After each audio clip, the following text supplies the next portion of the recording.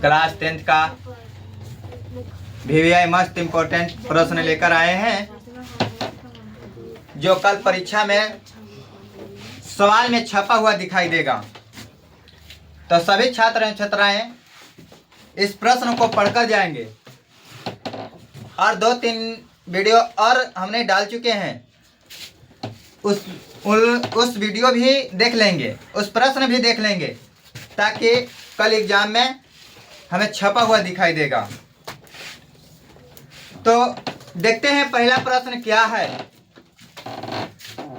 नजमा मंगमा की कौन थी? बहू।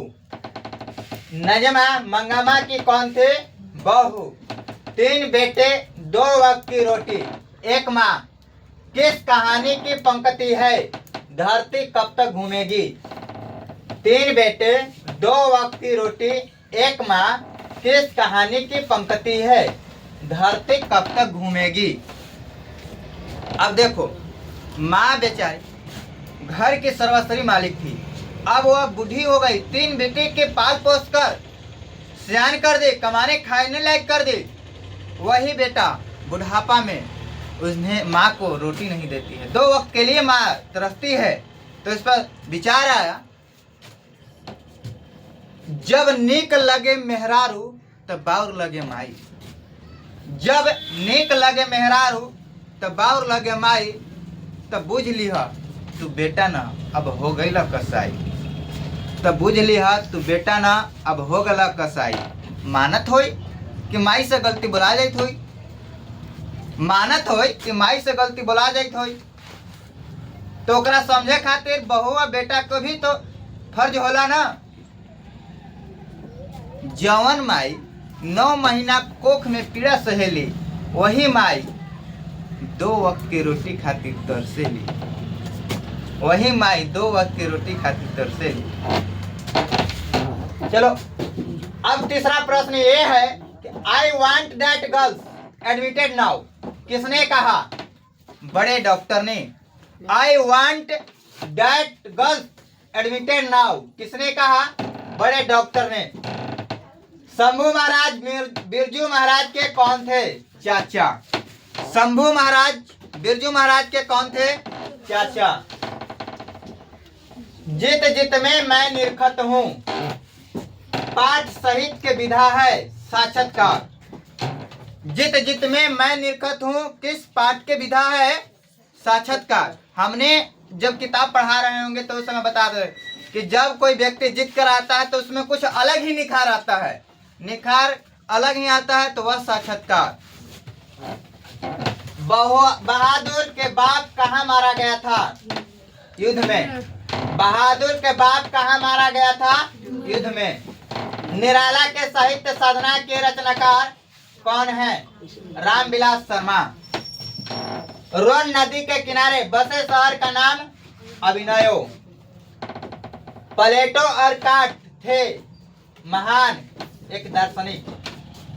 दिनकर के ज्ञानपीठ पुरस्कार किस कृति पर मिला? उर्वशी पर।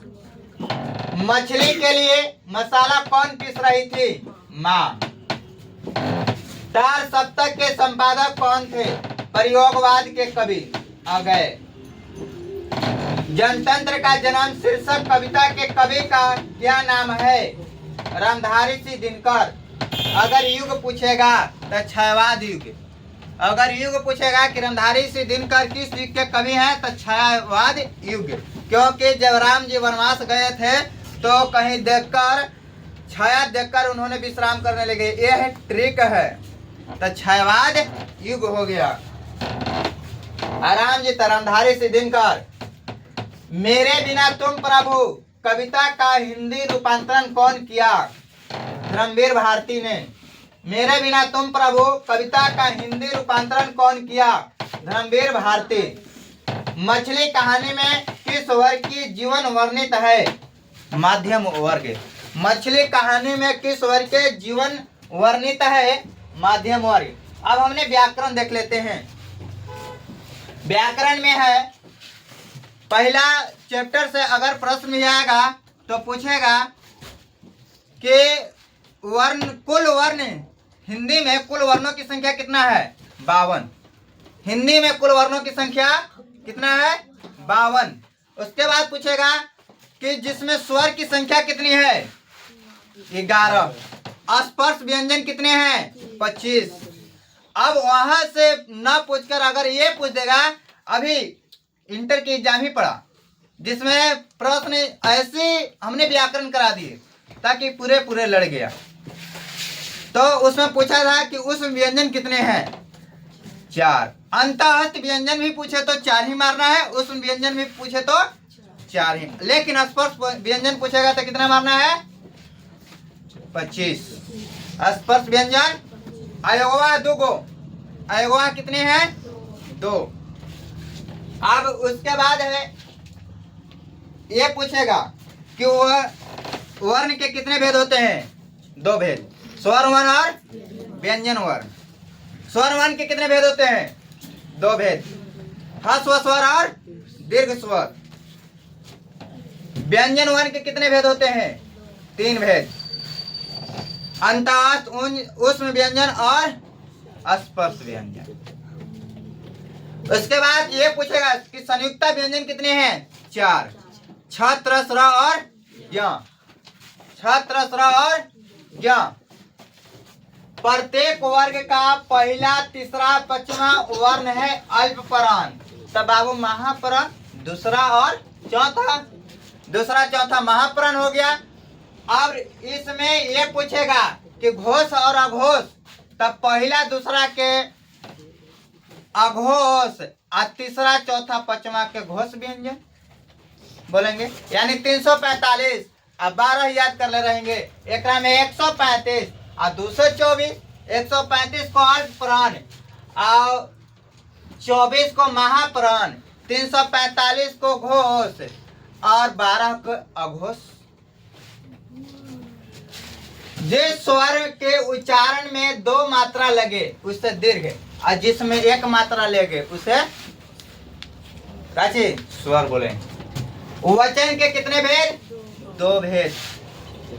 जो शब्द संज्ञा के बाद, जो शब्द संज्ञा के बदले में प्रयोग हो उसे सर्वनाम कहते हैं। सर्वनाम के 6 भेद, लेकिन हिंदी में यानी लेकिन पूछ देगा कि सर्वनाम कितने हैं। अब अभी इंटर के एग्जाम में आई थी प्रश्न है, 11 है। सर्वनाम कितना है? 11, लेकिन भेद कितना है? 6। विशेषण के कितने भेद होते हैं? 4। विशेषण कितने भेद होते हैं? 4। जिस शब्द से किसी काम का होना प्रकट हो उसे क्रिया कहते हैं। जिस शब्द से किसी काम का होना प्रकट हो उसे क्रिया कहते हैं। जिस क्रिया का फल कर्म पर न पड़कर कर्ता पर पड़े उसे अकर्मक क्रिया कहते हैं। ऑब्जेक्टिव के लिए अब VVI प्रश्न है। वाच्य के कितने भेद होते हैं? 3 भेद। जो क्रिया की उत्पत्ति में सहायक हो उससे उस कारक को उसे क्या कहते हैं? कारक कहते हैं। कारक के कितने भेद होते हैं? 8 भेद। अर्थ के अनुसार वाक्य के कितने भेद होते हैं? 8 भेद। संज्ञा, सर्वनाम, क्रिया, विशेषण, इसमें संज्ञा के कार्य करने वाले पद समूह को संज्ञा पदबंध कहते हैं। अब देखेंगे कि समास के कितने भेद होते हैं। समास के भी 6 भेद होते हैं। समास के भी 6 भेद होते हैं। समास के कितने भेद होते हैं? 6 भेद होते हैं। उसके लिए ट्रिक याद कर लेना बाबू।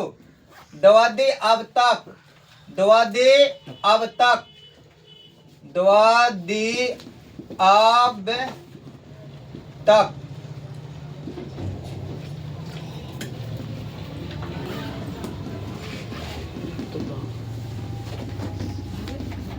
दस द्वाद, दिस दिग्गु, अव्ययीभाव, बहुव्रीहि, तत्पुरुष, क्रमधारय समास। समास के 6 भेद, द्विआद्य अब तक याद रख ले रहना। उसके बाद है पूछ देगा कि उच्चारण स्थान से अभी आया था प्रश्न कि ड का उच्चारण स्थान इंटर के एग्जाम में पूछ ले था। रट ऋषि मूर्धा। अगर ये हमारा ट्रिक कोई किसी भी छात्र छात्राएं का याद ना होगा तो उसके लिए एक और ट्रिक लेकर आए हैं, जिसका ट्रिक है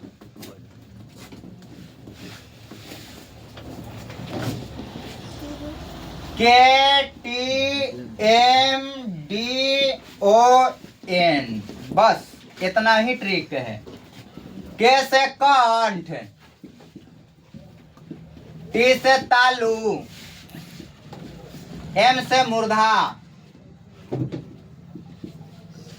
डी से दंत, ओ से ओष्ठ, एन से नासिक। तक के से कंठ, तक के से कख क से लेके अड़ा तक। अड़ा ना रहेगा, कंठ अड़ा नहीं रहेगा, ऑप्शन में कंठ वाला अड़ा रहेगा, ऑप्शन में कंठ नहीं रहेगा तो नासिक। अंतिम संख्या के लिए सबका नासिक।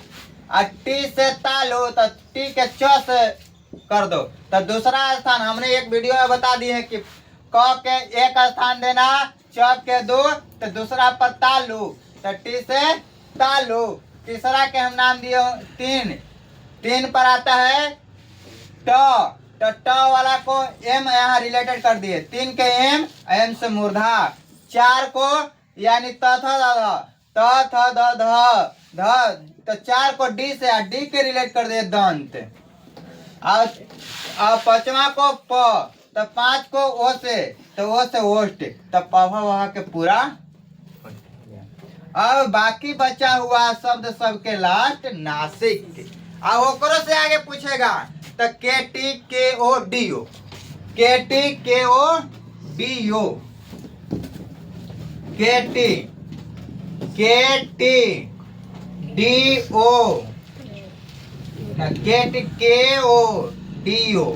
के से कंठ तालु, के से कंठ लिख दो, और टी से तालु, तो एकरा में ए कर दो और एगो ए लिख दो।